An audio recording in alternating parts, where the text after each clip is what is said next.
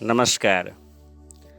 सम्पूर्णमा हार्दिक ओमको नमन टक्राउँदछौँ स्वीकारी बक्सिएला।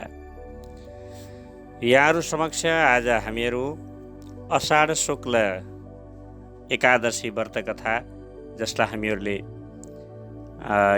हरिशयनी एकादशी पनि भन्ने गर्छौँ र विशेष चतुर्मासको महात्म्य पनि हामीहरू सँगै लिएर उपस्थित भएका छौँ। आजको यस भिडियोलाई यहाँहरूले अलिकति समय प्रदान गरेर श्रवण गर्दा अत्यन्त लाभ प्राप्त हुनेछ। यसमा हामीहरूले हरिशयनी एकादशीको व्रतकथा सँगसँगै चतुर्मासको महात्म्य पनि लिएर उपस्थित भएका छौँ।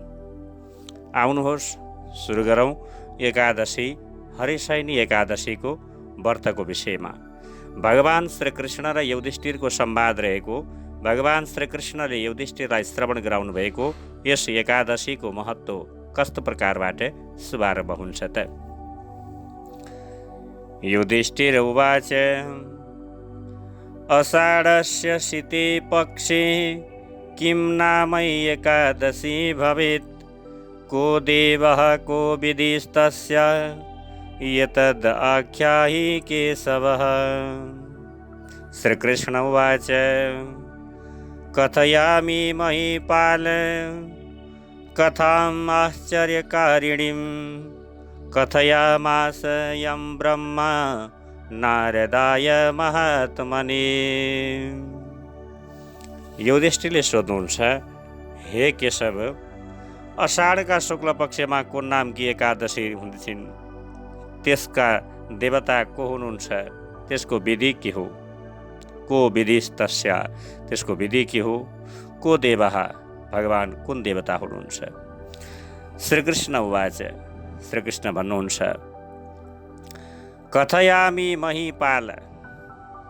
यस कथाको महात्मा, यस कथाको महीपाल सुन्नको लागि के भन्नुहुन्छ त भन्दा, हे महीपाल, जसलाई ब्रह्माले महात्मा नारदसँग भन्नुभएको छ, त्यसै आश्चर्यकारिणी कथालाई म तिमीसँग भन्दछु भन्दै भगवान परमात्माले श्रीकृष्णचन्द्रले युधिष्ठिरलाई श्रवण गराउन खोज्नुभयो।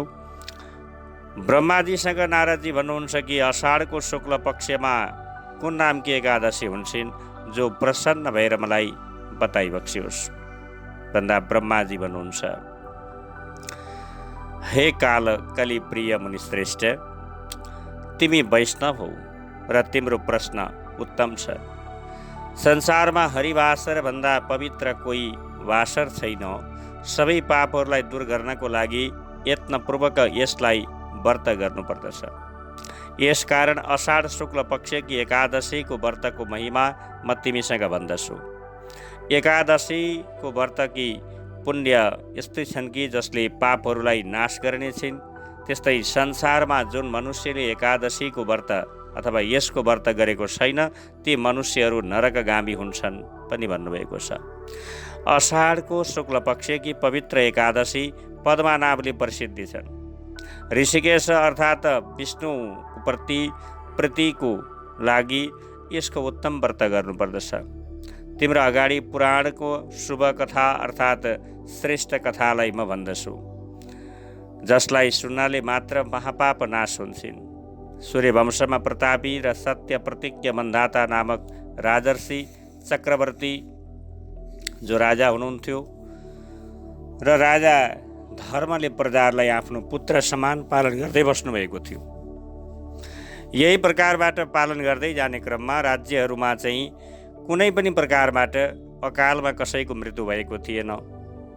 त्यस्तै कुनै प्रकारका रोग व्याधिहरू महामारीहरू पनि कहिल्यै उत्पन्न भएनन्।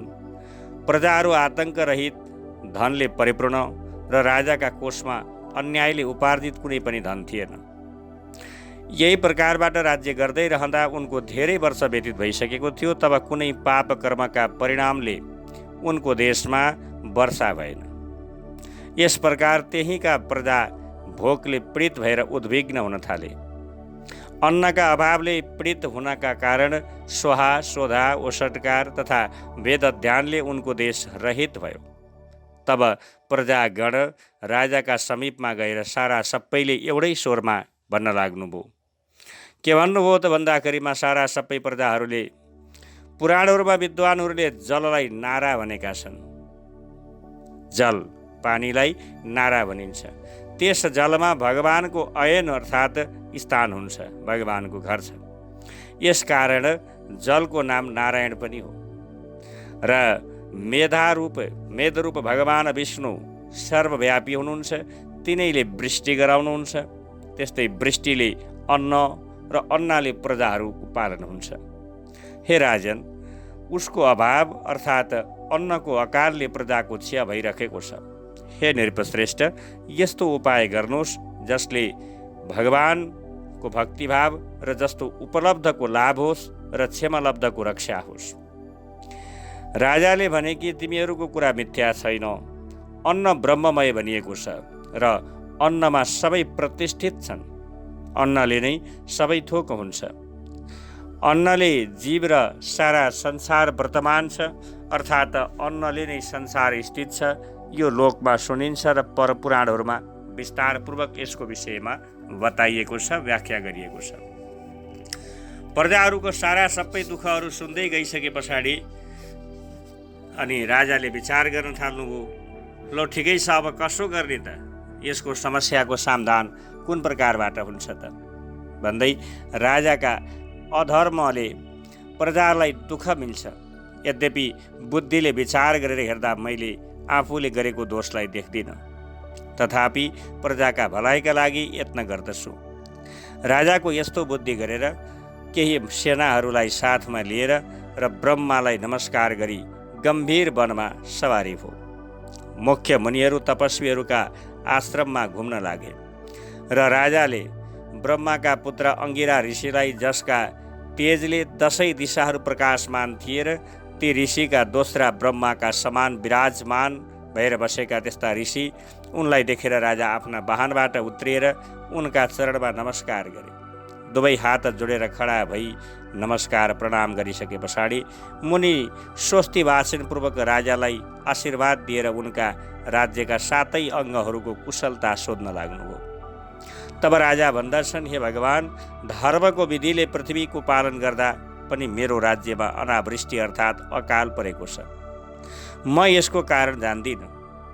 यस संशयलाई दूर गर्नका लागि तपाईँका निकटमा म आइपुगेको छु।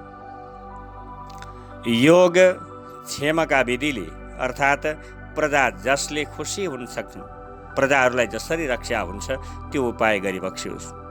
यसमा ऋषिले भन्नुहुन्छ, हे राजन, यो सत्ययुग सबै युगहरूमा उत्तम युग भनिएको छ। यसमा मनुष्यको ब्रह्माको उपासना पनि गर्दछन् मनुष्यहरूले र यस युगमा 4 चरणले धर्म छ। यस युगमा ब्राह्मणहरूका अतिरिक्त अरू कोही तप गर्दैनन्। ऋषिले यस्तै प्रकारबाट विभिन्न तरिकाले राजालाई सान्त्वना दिँदै हुनुहुन्थ्यो।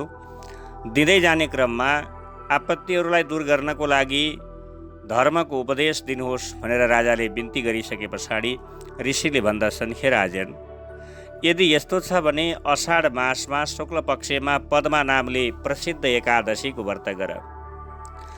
त्यस व्रतका प्रभावले अवश्य वृष्टि हुनेछ। यी सिद्धिहरूलाई दिने र सबै उपद्रवहरूलाई नाश गर्नेवाली छन्।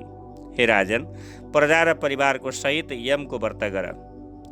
मुनिको यो कुरा सुनिसके पछाडि राजा आफ्ना घरमा सवारी हुनुभयो।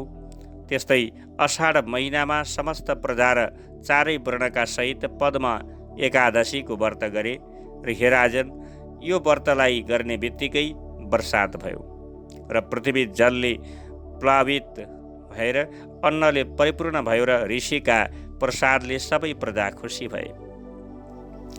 यसकारण उत्तम व्रतलाई गर्न उचित छ। यी सबैलाई सुख र मुक्ति दिनेछन्। यसलाई पढ्नाले र सुन्नाले पनि पाप छोड्छन् र हे एकादशी शयनी नामले प्रसिद्ध छन्। भगवान विष्णु प्रसन्नताका लागि यी शयनी एकादशीको व्रत मोक्ष इच्छा गर्नेवालाहरूले सर्वदा गर्नु। हे राजन, चतुर्मासको व्रत यिनै एकादशीका दिनदेखि प्रारम्भ हुन्छ। भगवान विष्णुको शयन हुने भएको हुनाले यस एकादशीको नाम हरि शयनी पनि भन्ने गरिन्छ। श्रीकृष्णजी भन्नुहुन्छ, युधिष्ठिर, विष्णु शयन र चतुर्मासको जो व्रत भनिएको छ त्यसमा म तिमीलाई बताउँछु, ल सुन। भगवान श्रीकृष्णले भन्दै हुनुहुन्थ्यो,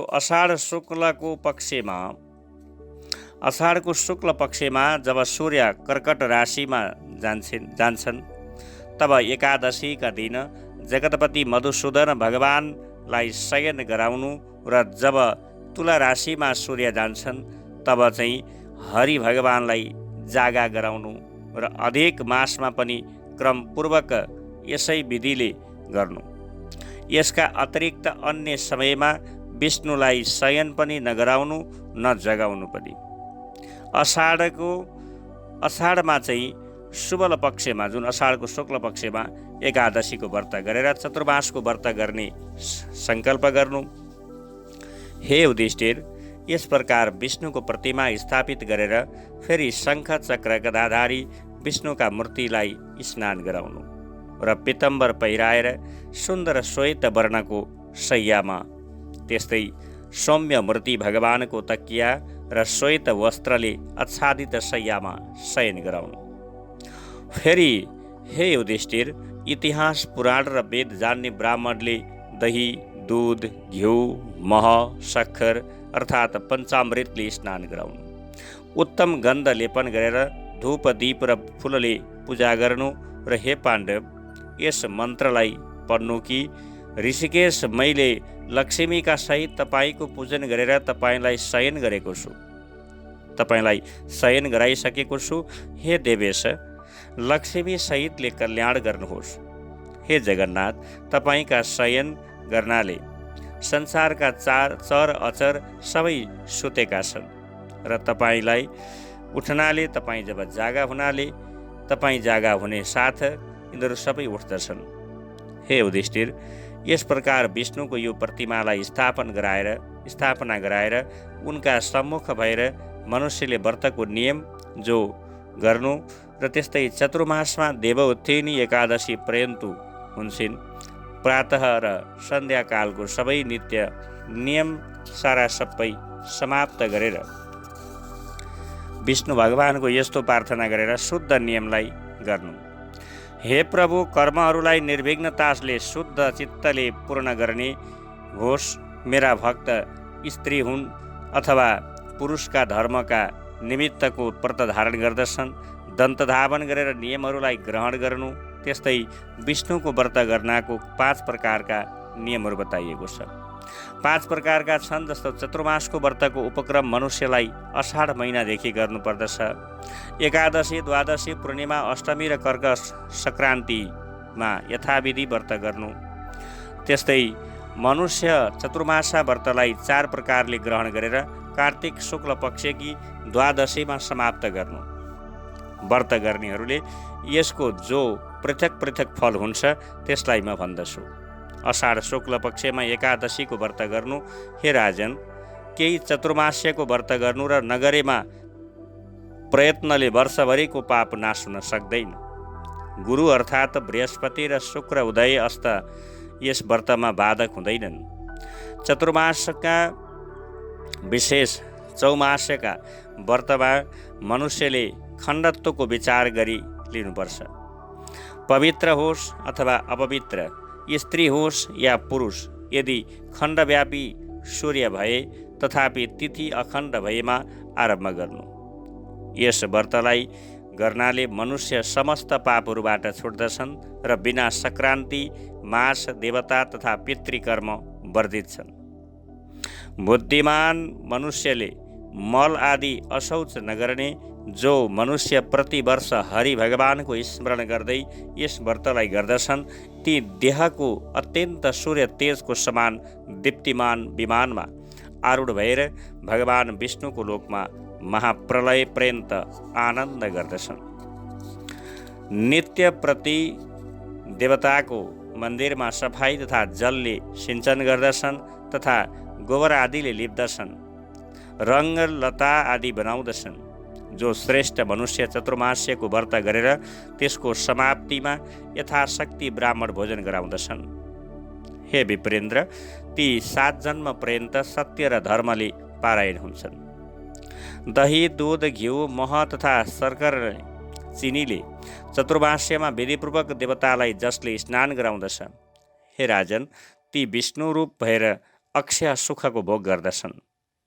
देवताका उद्देश्यले ब्राह्मणलाई यथाशक्ति सुवर्ण, नरिवल तथा भूमिदान गर्दछन्। ती स्वर्गमा इन्द्र समान अक्षय सुखको भोग गर्दछन् र निसन्देह विष्णु लोकमा प्राप्त हुन्छन्।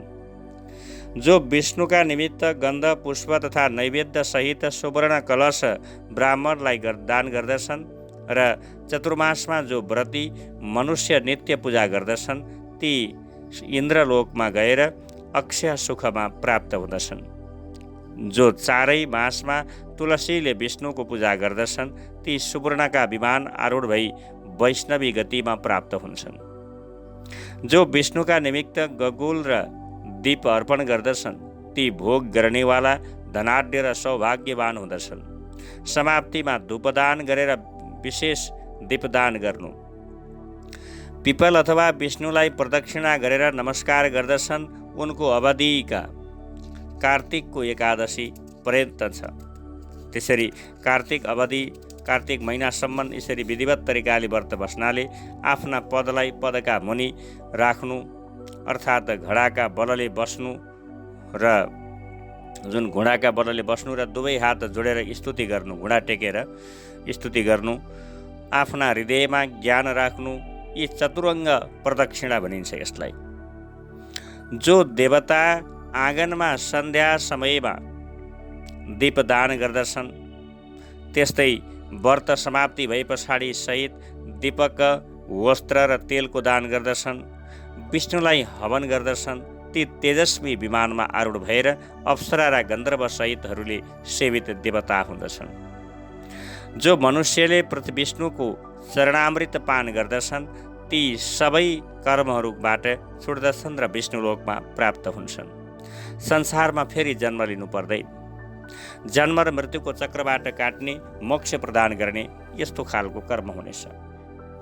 जो विष्णुका मन्दिरमा 3 काल 108 गायत्रीको जप गर्दछ, ती पापीहरू पापबाट लिप्त हुँदैनन् र जपमाला, पुस्तक, कमल र कमण्डलु धारण गरेकी चतुर्मुखी गायत्री श्रोत्रिय शास्त्रमा भनिएको के छ भन्दा, सर्वलोकमयी र त्रयमयी नित्या जो गायत्री देवी छन्, सो लोकलाई प्रबोध गर्दछिन्। जो गायत्रीको ध्यान र जप गर्दछन्, ती मनुष्यहरूबाट व्यास भगवान सन्तुष्ट हुन्छन् र विष्णुलोकमा जान्छन्। यसको उद्यापन शास्त्रको पुस्तक दान, यसको पुस्तकमा चाहिँ पुस्तकको दान गर्दाखेरिमा अझ राम्रो हुन्छ। व्रतको उद्यापनमा सबै विद्याहरूको तुल्य शान्ति गर्ने भएकी सुन्दर अक्षर भएको पुस्तक म दान गर्दछु। हे भारती, मेरा उपर प्रसन्न हुनुहोस्। जो प्रतिदिन पुराण अथवा धर्मशास्त्रलाई सुन्दछन्, ती पुण्यवान, धनवान, भोगी सहित विभिन्न तरिकाबाट सत्य र शौचमा पारायण हुँदछन्। त्यस्ता व्यक्तिहरूले चाहिँ विष्णु अथवा शिवको नाम मन्त्रले व्रतमा तत्पर रहनु र व्रतको समाप्तिमा कुनै देवताको सुवर्ण मूर्ति दान गर्नु। आफ्नो यथाशक्तिले सकिन्छ भने, होइन भने मनमा श्रद्धा अर्पण गर्नु। 5 मुख भएका वृषभमा आरूढ र प्रत्येक मुखमा 3 नेत्र, मस्तकमा चन्द्रमा, कपाल, शूल र खटाङ्ग धारण गरेका सदा शिवजीको मूर्ति दान गर्नु। हे ईश्वर, जस्तै देवताहरूका लागि अमृत छोडेर हलाहलको संहार गर्नुभयो, त्यस्तै प्रकार लोक भलाइका निमित्त त्रिपुर नामक असुरलाई एकै बाणले भस्म गर्नुभयो। हे प्रभु, तपाईँ स्वरूपदाता हुनुहुन्छ। म पापहरूबाट मुक्त भएर पुण्यवान र गुणहरूको घर भएको छु। हे देवेश्वर, प्रसन्न भएर यस्तो गर्नुहोस् कि म तपाईँका शरणमा जान पाऊँ भनेर यसरी साम्ब सदा शिवजीलाई पनि यहाँहरूले उपासनासहित भगवानको पूजा गर्नु। नित्य क्रियाका पश्चात सूर्यमण्डलमा बसेर जनार्दन भगवानको ध्यान र फेरि सूर्यलाई अर्घ्य दिनु। समाप्तिमा रक्त अथवा रातो वस्त्र, सुवर्ण र गोदान गर्नाले आरोग्यता, पूर्ण आयु, कृति, लक्ष्मी र बलको प्राप्ति हुन्छ।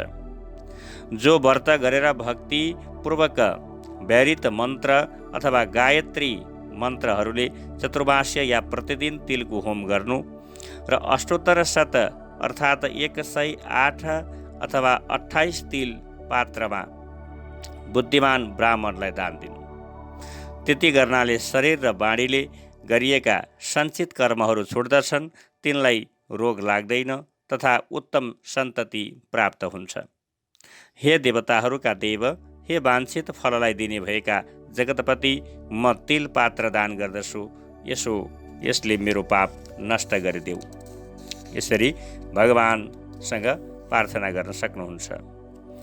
त्यस्तै भगवानलाई जसले आलस्य त्यागेर चतुर्मासमा अन्नको होम गर्दछ, समाप्तिमा घृतको घडा र सुवर्णको समेत वस्त्रको दान दिन्छ, त्यसलाई आरोग्यता, त्यस्तै अतुल कान्ति, पुत्र, सौभाग्य र धन प्राप्ति हुन्छ। त्यसका शत्रु नाश हुन्छन्, ती ब्रह्माका तुल्य हुन सक्छन्। जो पिपलको वृक्षको सेवा गरेर पश्चात वस्त्र दान गर्दछन्, त्यो सबै पापहरूबाट छुटेर अत्यन्त विष्णुको भक्त हुनेछ। जो ब्राह्मणहरूलाई सुवर्ण दान गर्दछ, जो विष्णुसँग प्रीति गर्नेवाला शुभ तुलसीलाई धारण गर्दछ, त्यो सबै पापहरूबाट छुटेर विष्णुलोकमा प्राप्त हुन्छ। हे पाण्डव, पश्चात विष्णुका प्रीतिका लागि ब्राह्मणलाई भोजन गराउनु र शुद्ध आत्मा मनुष्य विष्णुले शयन गरेका उपरान्त दुवै ऋतुहरूमा अमृतबाट उत्पन्न दुबो दुर्वालाई सर्वदा प्रातःकालमा आफ्ना मस्तकमा धारण गर्नु। हे राजेन्द्र, यस मन्त्रले लक्ष्मीनाथ विष्णुलाई सन्तुष्टि गर्न सके। हे दुर्वे, अमृतबाट तिम्रो उत्पन्न छ र तिमी देवता तथा दैत्यहरूबाट बन्दित छौ। सौभाग्य र सन्तति दिएर शीघ्र कार्य गर्नेछौ। हे कुरुश्रेष्ठ, व्रतका अन्तमा सुवर्णले बनेको दुबो त्यस्तै ब्राह्मणहरूलाई दान गर्दाखेरिमा अत्यन्त पुण्य लाभ हुनेछ। जस्तै शाखामा र पृथ्वीमा तिमी फैलिएकी छौ, यसै प्रकार मलाई पनि अजर र अमर सन्तान देऊ भनेर तुलसीलाई पनि वन्दना गर्नु। यस प्रकार आलस्य रहित भएर जो चतुर्मासको व्रत गर्दछन्, तिनलाई दुःख तथा रोगबाट भय हुँदैन र त्यो कहिल्यै पनि अशुभमा प्राप्त हुँदैन र पापबाट मुक्त भएर तथा सबै भोगहरूलाई भोग गरेर त्यो स्वर्गलोकमा प्राप्ति हुनेछ। जो मनुष्य प्रतिदिन देवताहरूका देव केशव भगवान अथवा शिवजीको गीत गान गर्दछ, त्यो जागरणको फललाई प्राप्त गर्दछ। व्रतका अन्तमा राम्रो बज्नेवाला घन्टी देवताका निमित्त दान गर्नु। गुरुको अवज्ञा र अनाधार त्यस्तै अध्ययन गर्नाले मैले जो पाप गरेँ, हे संसारकी स्वामिनी, संसारको जडतालाई विनाश गर्ने हे साक्षात ब्रह्माणी, हे विष्णु र हे रुद्र, देवताहरूबाट बन्दित हुनुहुन्छ तपाईँ, विष्णु र रुद्रबाट पनि बन्दित जो वन्दना गरिनुभएकी छ, त्यस्तै तपाईँलाई मेरो नमस्कार छ। हे सुन्दर मुख भएकी, मेरो त्यस अध्ययनबाट उत्पन्न भएको जडतालाई हरण गर। हे लोकलाई पवित्र गर्ने ब्रह्माणी, तिमी यस घण्टाको दान गर्नाले प्रसन्न भइदेऊ भनेर यसरी घन्टीको दान गर्न सक्नुहुन्छ। जो चतुर्मास्यमा ब्राह्मणहरूको चरण उदकलाई प्रतिदिन भक्तिपूर्वक प्रतिदिन विभिन्न तरिकाबाट सेवा गर्दछन्, त्यस्ता व्यक्तित्वहरूको पुण्य लाभ भई पापहरूको क्षय हुनेछ। यज्ञको समाप्तिमा विभिन्न तरिकाबाट गाई दान, दुध दिने गाई, त्यस्तै हे राजेन्द्र, जो सामर्थ्य नभएदेखि व्रत गर्ने मनुष्यले एक जोडा वस्त्र दान गर्नु, त्यो पनि सकिँदैन भने ध्वजा दान गर्नु। तर मनमा श्रद्धा भाव, भगवानको भक्ति कहिल्यै पनि नछोड्नु। दान आफ्नो सम्पत्ति वैभवता हेरेर गर्नुपर्छ। त्यस्तै जो मनुष्य प्रातःकालमा सन्ध्या गरेर समाप्तिमा घिउको घडा, जोडा वस्त्र, तिल र षष्ठी ब्राह्मणलाई दान गर्दछ, त्यसले सरस्वतीका तस्यलाई प्राप्त गरेर विद्वान हुँदछ। जसले कपिला अर्थात् काली गाईको दान गर्दछ, त्यो सदा धनाढ्य हुन्छ। जो कपिलालाई सबै प्रकारले अलङ्कृत गरेर दान गर्दछन् अथवा भूमिको दान गर्दछन् ती दीर्घायु र सम्पूर्ण पृथ्वीका राजा हुँदछन्, यसरी बताइएको छ। त्यस्तै चतुर्मासको व्रत गर्दाखेरिमा सर्वदा दान दिने मनुष्य सबै सङ्कटहरूबाट छुटेर स्वरूपवान तथा भाग्यवान भएर अक्षय सुखलाई प्राप्त गर्दछन्। शरीरमा जति रौँहरू हुन्छन् त्यति वर्षपर्यन्त इन्द्रका समान स्वर्गमा वास गर्दछ। जो सूर्य अथवा गणेशलाई प्रतिदिन नमस्कार गर्दछ त्यो विघ्न नाश गर्ने श्री गणेशजीको कृपाले आयु, आरोग्य, ऐश्वर्य, उत्तम कान्ति र इच्छित फललाई प्राप्त गर्दछ। त्यो सर्वत्र निसन्देह विजयी हुँदछ। सिन्दुरका समान अरुण वर्णको सूर्य बनाउनु र धनले, वचनले, पदले, हातले, घुँडाले अष्टाङ्ग प्रमाण भूमिमा नमस्कार गरेर जसले पूजन गर्दछ, नमस्कार गर्दाखेरिमा विभिन्न अष्टाङ्ग भने के त भन्दा हृदयले, मस्तकले, दृष्टिले, धनले, वचनले, पदले, हातले, घुँडाले यसरी अष्टाङ्ग प्रमाण चाहिँ भूमिमा नमस्कार गरेर जसले पूजन गर्दछ त्यो जुनी त्यसको जुन जुन गतिमा प्राप्त हुन्छ त्यो गति 108 यज्ञ गर्दा पनि प्राप्त हुँदैन। त्यसको महिमा त बताउनै सकिँदैन। त्यो दुवै ऋतुहरूमा शिवजीलाई हुनका लागि तामो दान गर्दछ, जुन तामा भनिन्छ। त्यसलाई रूपवान शिवजीको भक्तिमा पारायण पुत्र मिल्दछ। समाप्तिमा महले भरिएको चाँदीको पात्र दान गर्नु उत्तम छ र तामाको पात्रलाई गुडले भरेर दान गर्नु भनेको छ। हे ताम्र, तिमी पुष्ट गर्ने देवताहरूको प्रिय, शुभ र नित्य सबैको रक्षा गर्नेछौ। यसकारण मलाई शक्ति देऊ।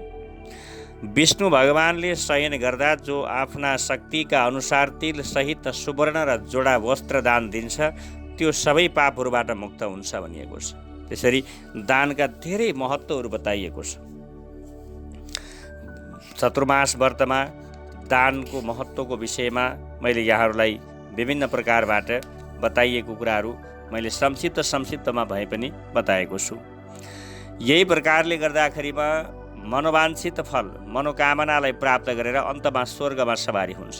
हे राजन, जो बुद्धिमान मनुष्य प्रतिदिन ब्राह्मणलाई मुक्त दान दिन्छन् ती अन्नवान, कृतिवान र धनाढ्य हुन्छन्। चतुर्मासमा प्रतिदिन दुधको घडालाई सुन्दर वस्त्रमा बाँधेर फल र दक्षिणासहित जो दान गर्दछन् र सुवासिनीलाई लक्ष्मी माने गन्ध पुष्पले यिनको पूजा गर्दछन् र ताम्बुल अथवा एक फललाई यस श्रीपतये नमः मन्त्रले दान गर्दछन् र समाप्तिमा ब्राह्मणकी स्त्रीलाई सुन्दर वस्त्र र गहना आभूषणले विभूषित गरेर चमेलीका फूलले दम्पतिलाई पूजा गर्नाले पुरुष र स्त्रीलाई नै र स्त्री पुरुषलाई प्राप्त गर्दछन्।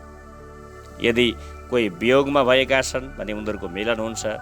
त्यस्तै विवाह नभएकाले पुरुषले असल स्त्री, त्यस्तै स्त्रीले असल पुरुष प्राप्त गर्दछन्।